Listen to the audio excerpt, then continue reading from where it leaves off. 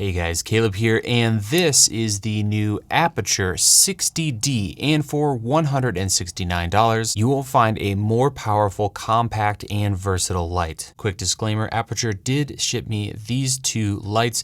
They have not paid me for this review or my thoughts, and they're not seeing this video before it goes up. Let's actually kick off this review with a lighting demo to show you what all this tiny light can do. Then we'll see how it compares when it comes to output to larger Aputure fixtures, and you're going to be pretty blown away with those numbers. But first, let's get this on a light stand and see what we can do. Well, hello. In this first setup, I'm using nothing but the 60D and an umbrella, which gives us a little bit of diffusion, but it's still pretty harsh.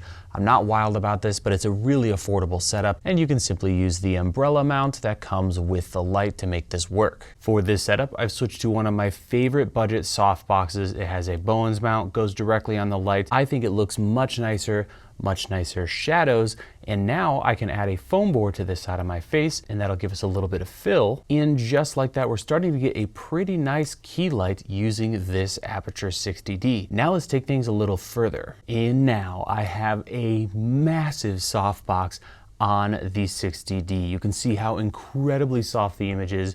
The wrap I'm getting on my face is out of control. This thing is huge. Here's an overlay of our last softbox compared to this when it comes to the actual size. Also keep in mind, I still have black to my left, so you can see how much light is reaching around compared to the previous softboxes. Now I'll add just a tiny bit of fill to this side. And what's crazy is we're still not at 100% on this light, even though it's going through two thick layers of diffusion, filling in a giant softbox, and lighting me. Something critical to understand about this setup is that I am not using the light mounted to a stand and then attaching the softbox.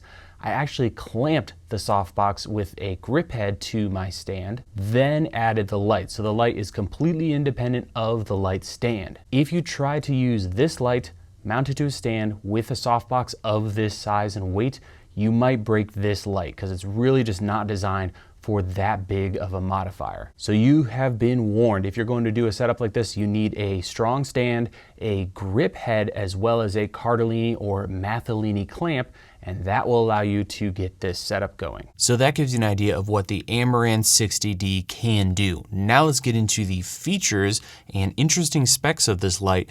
Then we'll get into the insane output numbers. There are actually two different versions of the Amaran 60. We have the 60D, D standing for daylight, and 60X, and the X stands for bicolor. And because of that wide range, it won't be quite as bright as the 60D. It's hard to grasp how small these lights are unless you hold them in person. They're about the size of a stills camera, which is just crazy given how bright they are, and they have some really unique features. On the front of these lights, you will find a Bowens mount, which can be used with Aputure's mini reflector dish or other Bowens mount modifiers like softboxes. The reflector dish isn't too great in my opinion, as it creates a hotspot right in the center of the light. I really hope Aputure goes back to the old style of reflectors, which render a nice even circle of light. That said, if you need a super bright point of light with a secondary circle of light around it, these will do that for you. The light receives power through a locking DC input on the back. You can use the included power supply or a V-mount to MPF battery plate, which mounts to the side of the light. I also found using V-mount batteries worked great with this light, as you just need a D-tap to DC barrel connector. Using those mini V-mount batteries I've talked about in the past makes for a super long-lasting, super compact lighting setup. The only downside to how power works on these lights is that unless your battery has some kind of level indicator on it,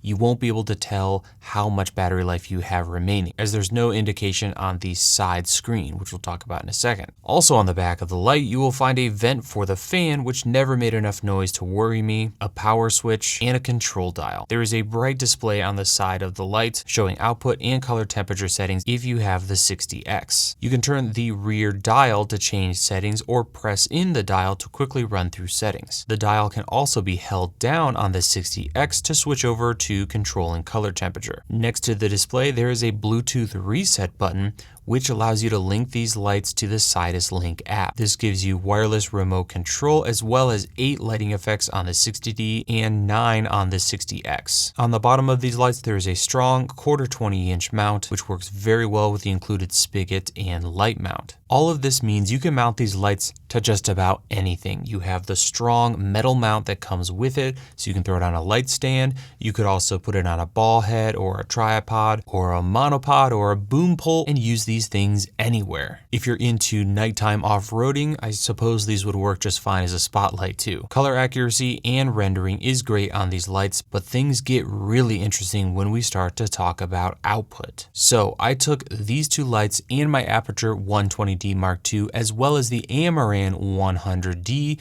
and compared them using the original Aputure dish that comes with their older lights. This way I would get a nice even reading without any cheating using those new hyper dishes. To my surprise, the 60D came very close to both the 100D and 120D, as you can see from these spectrometer readings. So yes, the 60D can give you 80+% of what the 120 can do, but it only costs $169. And this is why I love the 60D. It gives you plenty of output for most softbox key light style scenarios, but with huge size and price savings. The older 120D has been incredibly popular for this style of lighting, but most of us use it at between 10 and 30% output, so often we're not using its full potential, whereas the 60D really lands into that sweet spot of kind of these medium shot YouTube talking head interview scenarios, which naturally begs the question, why would you ever buy a 100D or the 120D? And the answer is mount strength. Both the 120D and 100D have much stronger Bowens mount and stand mounts, with the 120D being the best as it is metal. That said, as you saw earlier in the video, you can use larger modifiers if you support them separately from the light. Another con is you won't be able to monitor your remaining battery life unless your battery has a button or little LEDs on it to tell you what's happening. Build quality wise, these aren't going to be able to nearly hold up as well as something like a 120D or 300D because it is a plastic body. And finally, the reflector that comes with these lights isn't really that great, but I suppose you could go ahead and pick up a different one on Amazon or eBay. So when it comes to recommendations, the 60D is a fantastic light. I love the compact size, the fact that you don't need an external power supply or controller to use them, and the 60D has 80% of the output of the 120D but costs 69% less. Last but not least, if you're willing to deal with a little rigging, you can even use these lights with giant modifiers. If you need a little more output and overall strength, the 100D remains an incredibly powerful fixture, and if you want something that'll hold up in rough conditions, Aputure's Lightning line of lights are the route you should take. And that's gonna wrap up my review of these new lights. If you want to learn more about them, check them out in the description below. Subscribe if you'd like to see more videos about making videos. I want to thank you so much for watching. Hope you have a wonderful rest of your day, and we will see you in the next video.